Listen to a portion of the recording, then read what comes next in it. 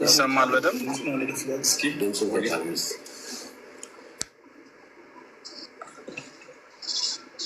ይሰማል ከሙ ይሰማል በደምብ ይሰማችኋል? ልቀጥል? መቀጠል እችላለሁ? ይቻላል። ይሰማል። እሺ። በመጀመሪያ ደረጃ አዶኒ እንኳን ደህና መጣህ። ስለመጣ ደስ ብሎናል። ስለምታደርገው ነገር ሁሉ በግሌ ከልብ አመሰግናለሁ። ከዚህ በፊትም በቪዲዮዎች ላይ ሜንሽን አድርጌያለሁ።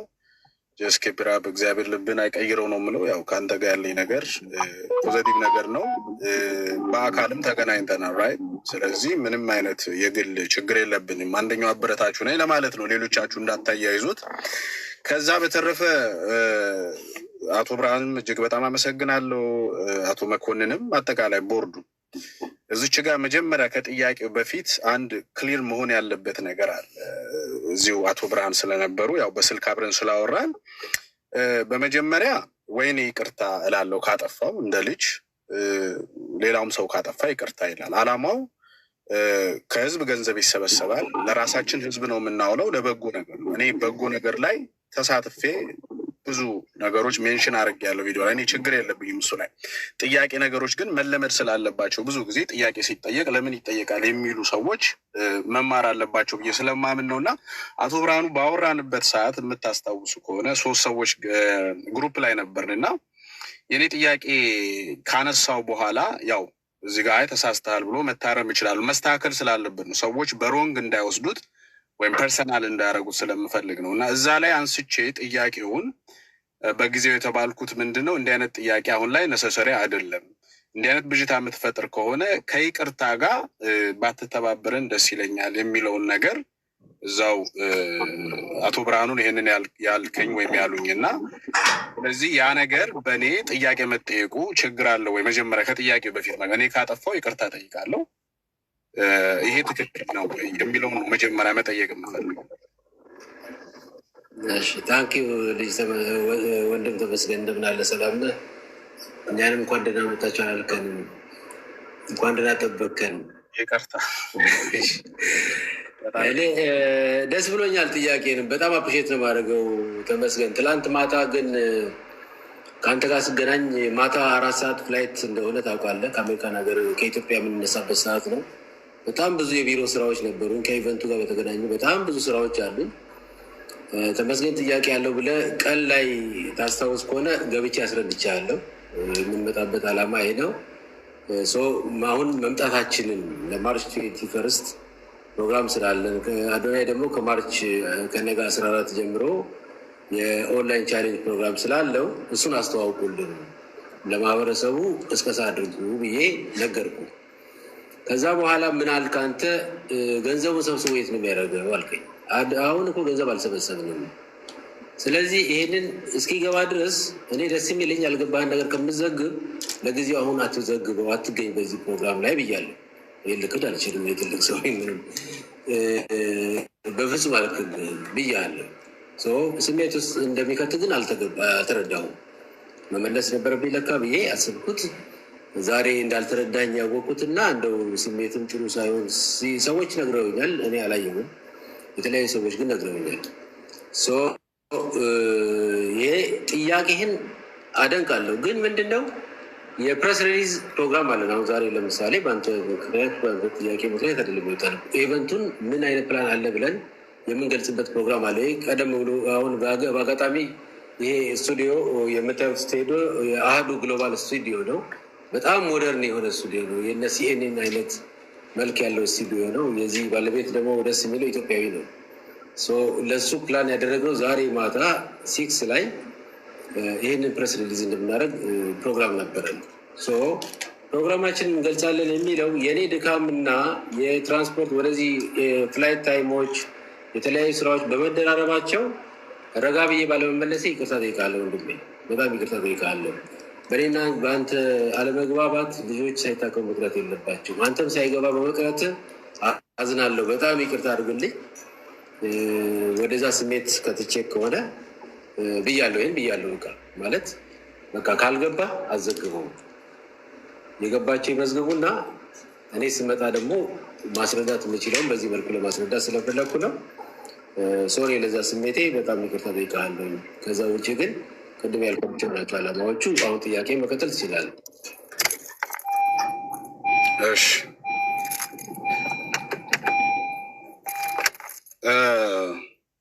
እሺ በጣም ያው እኔ ዞሮ ዞሮ አንድ ማንኛውም ድርጅት ሲመጣ ጥያቄ ማንሳት አንተም ቀድመህ እንዳልከው መጥፎ ነገር አይደለም፣ ጥያቄው መጠየቁ ማለት ነው። ስለዚህ እኔ ደግሞ ሮንግ የሆነ ጥያቄ አልጠየቅኩም። ህዝቡም ኮመንት ላይ ያስቀምጠው ነገር አለ። እኔ ተቃርኖ አይረዳ የሚል ነገር አልወጣኝም። ቪዲዮ አለ።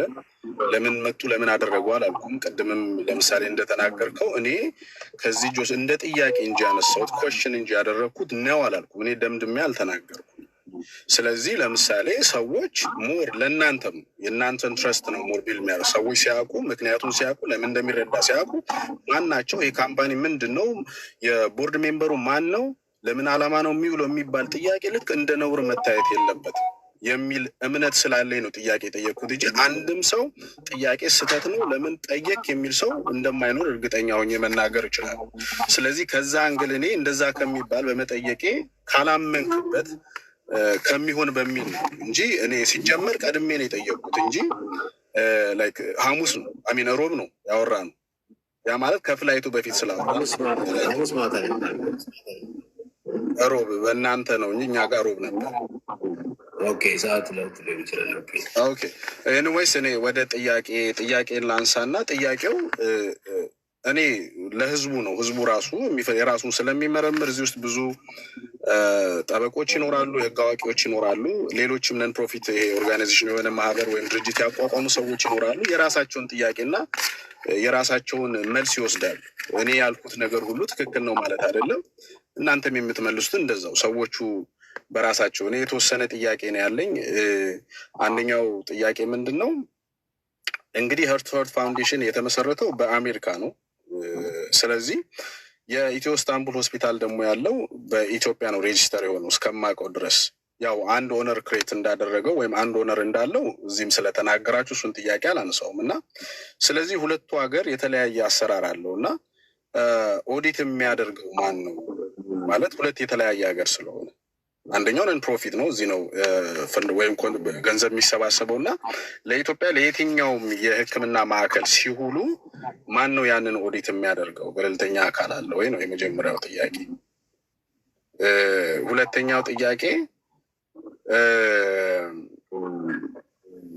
ኦኬ ይሄ ነን ፕሮፊት የሆነ ኦርጋናይዜሽን ለፕራይቬት ለሆኑ ሆስፒታሎች መክፈል ይችላል ወይ ነው። ከተመለሰ መዝለል ይቻላል፣ ችግር የለውም ከተመለሰ ማለት ነው። ካልተመለሰ ግን ነን ፕሮፊት የሆኑ ኦርጋናይዜሽን ድርጅቶች ፕራይቬት ለሆኑ ሆስፒታሎች መክፈል ይችላል ወይ የሚል ነው። ሌላው ምን ያህል ገንዘብ ለማሰባሰብ አቅዳችሁ ነው የመጣችሁት? ማንኛውም ፕሮግራም በነገራችን ላይ ከገንዘቡ በፊት ፕላን ያለው።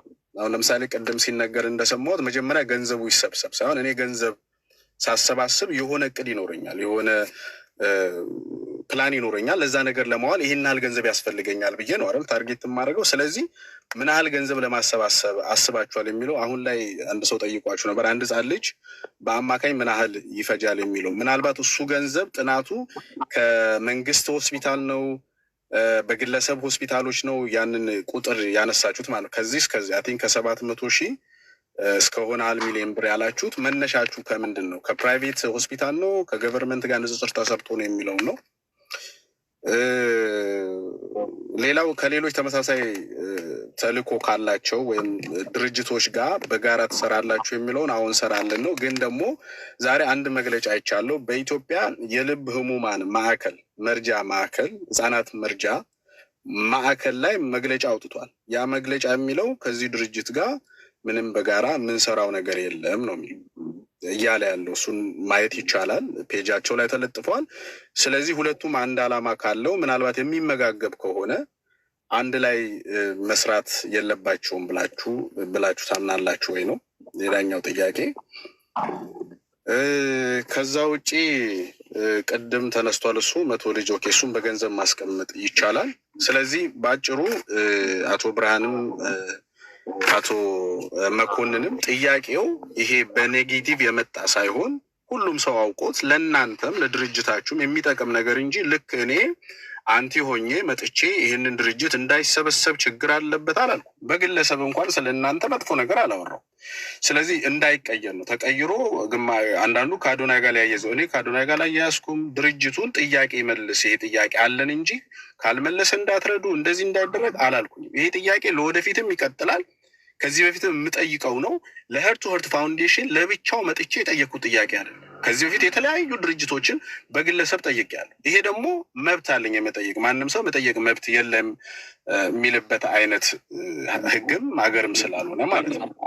ደግሞ አንዴ ጥያቄዎችን እየመገብናቸው ነው ያለ ነው። ቶሎ ብለህ ጥያቄዎችን ጠይቅና እኔ ጥያቄን ጨርሻለሁ።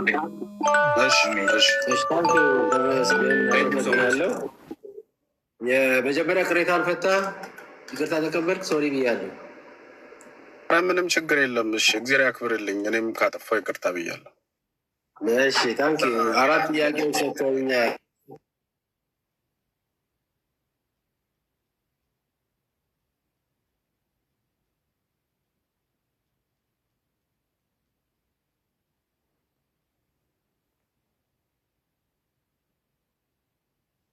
ይሰማል ድምጻችሁ?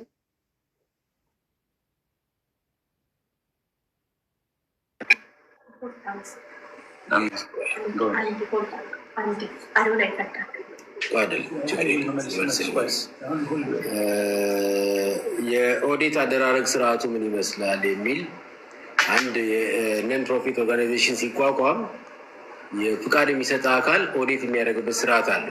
የአሜሪካኑ በአሜሪካኑ ህግ ይደረጋል። ወደ ኢትዮጵያ ደግሞ ፈንድ ሲያደርግ የአሜሪካኑ ኤንጂኦ ወደ ኢትዮጵያ በሚልክበት ሰዓት ኢትዮጵያ ሲገባ ራሱ ከታክስ ነፃ ከማድረግ ተነስቶ ገብቶ የሚውልበትም ጭምር የት እንደሆነ የኢትዮጵያ መንግስት ደግሞ ያደርጋል ማለት ነው። ስለዚህ ሄርት ቱ ሄርት በአሜሪካንም በኢትዮጵያም የተመዘገበ ድርጅት ነው እንጂ በአሜሪካን ብቻ አይደለም። በዛም ሀገር ሄርት ቱ ሄርት ፋውንዴሽን የሚል ላይሰንስ አለ። ስለዚህ ለኢትዮ ኢስታንቡል ብቻ እኮ አይሰጥም እኮ። ቅድም ተሙ ሰምተህ ከሆነ ለምሳሌ ኢትዮጵያ ውስጥ ከተለያየ አቅጣጫ ትራንስፖርት ቸግሯቸው የማይመጡ ልጆች አሉ። እንደ ከወላጆቹ አንደበት ማርች 21 ከተገኘ ቪዲዮ ዶክመንተሪ ስለሚቀርብ በደንብ ታየዋለህ። ከወላጆቹ አንደበት ብትሰማ ከአዲስ አበባ ከ1000 ኪሎ ሜትር በላይ ተጉዞ የሚመጡ ልጆች አሉ። ወላጆች ድሃዎች ገንዘብ የላቸውም። ትራንስፖርት በጣም ችግር ነው ታውቃለህ። በቃ በጣም ችግር ነው። ከዛ መጥተው ደግሞ በአንድ ጊዜ አይሆንላቸው፣ ወረፋ ጠብቀው አልደረሳችሁም ተብሎ ይሄዳሉ። በተጉላላ በትራንስፖርት ነው የሚመጡት። ስለዚህ ጥናት እያደረግን ያለ ነው። ሄርት ቱ ሄርት የተቋቋሙበት ምክንያት ባይዘው ይህንን የህፃናቶችን ሕክምና ከኢትዮ ኢስታንቡል አውጥቶ ራሱን የቻለ እንዲሆን የማድረግ ስራ ነው ያለው። ለምሳሌ ቅድም የልብ ህሙማን ማዕከል ከአንተ ጋር አልሰራም ግንኙነት የለኝም ብለዋል አለ። በፊት የነበረው ዳይሬክተር ከኔ ጋር በደንብ አድርጎ ይሰራል። መስራት ብቻ አይደለም፣ እኛ ስንቸገር እነሱ ያውሱናል፣ እነሱ ስንቸገሩ እንበዳደራለን። አልፈን ተርፈን ፔሸንት ጠይቀን አልሰጠንም። እሱ ይሁን ሌላው ዳይሬክተር ይሁን አላውቅም። ከጥቁር አንበሳ ፔሸንት እንጠይቃለን፣ እንወስዳለን፣ እናክማለን። እኛ የልብ ማዕከል እኮ ማህበር እኮ ነው። በቃ አሁን እኮ ደስ ሊለው ነው የሚገባው። ከጣሊያን ሀገር የሚመጣው 50 ሰው ሊያክም ነው እኮ ነገ። አሁን ኤፕሪል 24 እኮ ትከታተላለህ ዜናው። 50 ሰዎች ከሚታከሙት እኮ 25ቱን እኮ መንግስት ሆስፒታል እንዲያክም እኮ ፍቃድ እየጠየቁ ነው ጥቁር አንበሳ። ከጥቁር ባይዘው እዚህ ጋር ግልጽ ይሆንላችሁ፣ የልብ ህሙማን ማህበር የሚባል አለ። ህመምተኞቹን በማህበር አሰባስቦ ቁጥር እየሰጠ ልክልሃለሁ፣ በውስጥ በአንተ ስልክ ልክልሃለሁ እንዴት እንደምንከባበር። እነኛን ልጆች ከዛ መዝገብ ላይ ነው የምንወስደው እኛ። የልብ ህሙማን ማህበርና የልብ መርጃ ማህበርን አናቀላቅለው። ያኛው የህክምና ሴንተር ነው። ዶክተር በላይ አበጋዝ ያደ በጣም ማደንቃቸው ብዬ ግድም ገልጬልሃለሁ። በጣም አርቲስት ማናት ልጅ፣ በጣም ጥሩ ልጅ የምትሰራ ልጅ አለች። እኔም ደውዬ አንድ ጊዜ አብረ በጋራ እንሰራለን ብዬ አናግሬያታለሁ። መሰረት አርቲስት መሰረት በጣም አፕሪሼት የማደርገው ቦታ ነው። የጎበኘሁት ቦታ እኮ ነው። እኔ ጋር የሚሰሩ ሐኪሞች እኮ እዛ ይሰራሉ እኮ። እኔ ጋር ሰርጀሪ የሚያደርገው ሐኪም እኮ እዛ ሄዶ ሰርጀሪ ያደርጋል። ከዚህ በላይ ምን ግኝት አለ? ሄጄ ሜዲካል ዳይሬክተሩን ላላቀው ይችላለሁ። እሱን አላወቅኩትም ማለት ግን እዛ የሚሰራው ሐኪም እኔ ጋር ይሰራል ማለት አይደለም። እዛ ወረፋ የያዘ ልጅ እኔ ጋር መጥቶ ሊታከም ይችላል። ከወረፋ ላይ መውሰድ እንችላለን። እኛ እኮ በግላችን ያልመዘገብነው ለምን መሰለህ? አድሎ እንዳይኖር እዛ የተሰለፈ ሰው እያለ ሌላ ሰልፍ እንዳናሰልፍ ነው እንጂ በነፃ ሕክምና አለ ብለው መቼም እንኳን የተቸገረ ሰው አይደለም ሀብታም ሳይበጣም። ስለዚህ ከልብ ህሙማን ማዕከል ማህበር ነው። ልክ እኛ እንደምናቋቁመው የዛሬ ስንት ዓመት ዶክተር በላይ አቋቋሙ። የልብ ህሙማን ማህበር በቦርድ የሚመራ እኮ ነው፣ የመንግስት አይደለም። አንድ በጎ አድራጎት አቋቁሞ ቦርድ የሚመራው ማህበር ነው።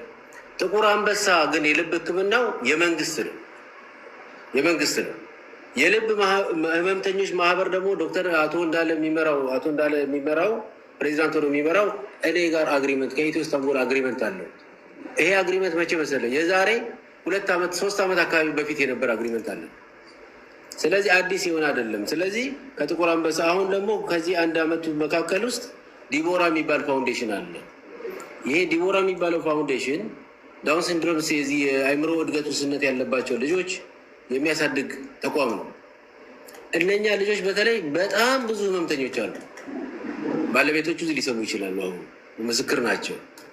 ከዛም ወስደን እኮ በደብዳቤ ወስደን አክመን እንመልሳለን። ስለዚህ ከአንድ ተቋም ጋር ተመሳሳይ ተቋም ነው። ምናልባት ያ ተቋም የእኛን ዓላማ ሳይሰማው ተቃውሞ ወጥቶ ከሆነ እኔ ያዝንበታለሁ። አጋዥ ያገኘው ብሎ አፕሪሼት ማድረግ የሚገባው ተቋም እኮ ነው። ለማገዝ እኮ ነው የመጣ ነው። ቁጥር እኮ ነው የሚቀንሰው። ለምን ህፃናቶቹን አናስቀድምም? የኔ የሚባለው ነገር ምን ይሰራል እዚህ ላይ? ምንም ኢትዮ ኢስታንቡል እኮ እውነቱን ልንገር አይደለ 113 ልጆች ሲያሳክም እኮ የረዳው ሰው አልነበረም። ጓደኞቻችን እየመጡ ነው ያሰሩት። ቅድም እንዳልኳቸው እርዳታም ጥየቃ አልወጣንም። በፍላጎት ላይ የተመሰረተ ነው። እኔ ግን ሳየው የልብ ህክምናው ከፍተኛ ገንዘብ ይፈልጋል። በጣም ብዙ ገንዘብ ይፈልጋል። ንግድ ነው የተቋቋመው። የሰራተኛውን ደሞዝ መክፈል እንዳይችል ነገ እንዲከስር መሆን የለበትም ያ ድርጅት። ዛት ሰይ ህክምናው እንዲቆም አልፈልግም። ሀርት የሚባል ሲሆንስ ኤድ ይቋቋምና ከኢትዮ ኢስታንቡል ወጥቶ ለብቻው ይመስረት፣ ሴንተር ይኑረው። ልብ ማዕከል ዶክተር አበጋዝ ዶክተር በላይ በጣም ብዙ ችግር አልነበረባቸው። በጣም ሲለምኑ 1 ብር ሲሉ ተቋቋመ። ደስ የሚል ታሪካቸውን አስቀምጠው ሄዱ። አሁን እሳቸው የሉም፣ ቦርድ ውስጥም የሉም እሳቸው። ልብ ማዕከሉ ግን አለ። ነገ ሀርት ሴንተር ሲቋቋም እኔ ላልኖር እችላለሁ። የልብ ማዕከሉ ግን ሌሎች ቦርዶች እየመሩት ይቀጥላል። ስለዚህ እኔ በጣም ደስ የሚል ነው። አንተ የምታነሳው ጥያቄ ለማህበረሰቦቻችን በደንብ ግልጽ የሆነ ነገር ያደርግልናል። እንዲህ አይነት ጥያቄ ሲነሳ በደንብ እንዳስረዳ ይሆናል። እኔ በጣም እንጂ አድርጌ ነው የምነግርህ። ተሙ ነገ አብረኝ እንድሰራ ስለምፈልግ ነገ አንተ መጥተህ የዚህ ዓላማ ደጋፊ ሆነ አብረኝ እንድሰራ ፈልጋለሁ። ምንም በኔጌቲቭ አላየውም። ስለዚህ የኦዲት አደራረግ ስርዓቱ ቅድም ባልኩ መሰረት ፍቃድ የሰጠው አካል ኦዲት ያደርጋል። በሁለቱም ሀገራት ያለው ህግ ያስገድዳል። ኦዲት ሳትደረግ ንግድ ፍቃድ የነን ፕሮፊት ፍቃድም አይታደስም።